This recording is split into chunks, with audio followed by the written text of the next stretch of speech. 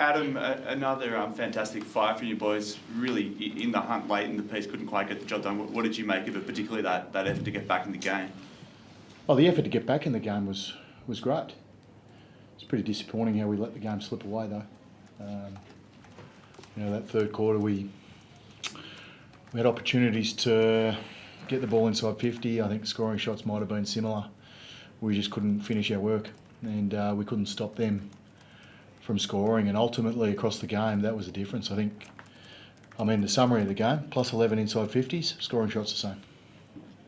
They maximised their entries, typically through contest or our inability to nullify them, and they were fantastic defending our entries. And I didn't think we provided our forwards with enough opportunities to advantage.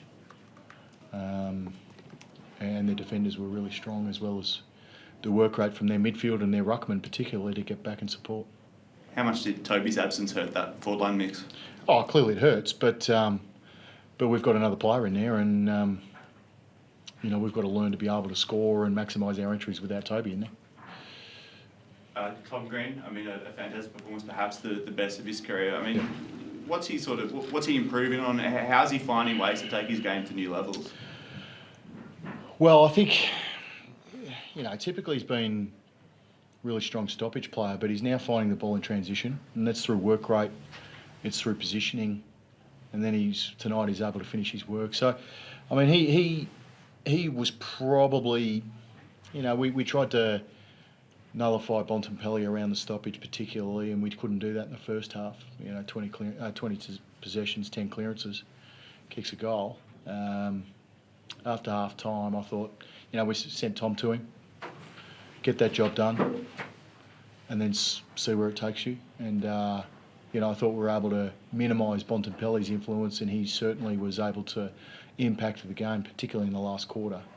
Kicked a couple in the last quarter, I think, and ended up being a really special night for him. But again, too little, too late. We need to be able to do our work a little better when we've lost momentum. And right at this moment, with the game slipping away, we don't quite have the ability to regain momentum and keep the margin close enough, typically during those third quarters. Do you feel like you're not far away from making that breakthrough that will make the difference between wins and losses? I think we're really close, but we've got a lot to learn. Right. So that probably doesn't make a lot of sense. But, we've got to be, tonight, for instance, we've got to be better in the contest. And Bulldogs are a really special contest team. There's no question about that. So they were always going to challenge us in that phase of the game. But I felt like we had opportunities, whether it's a big spoil or whether it's just getting our hands on the ball and being a little cleaner. I thought they were probably better in that space than what we were all night. And we'll fight and we'll come back, and I think we're really fit.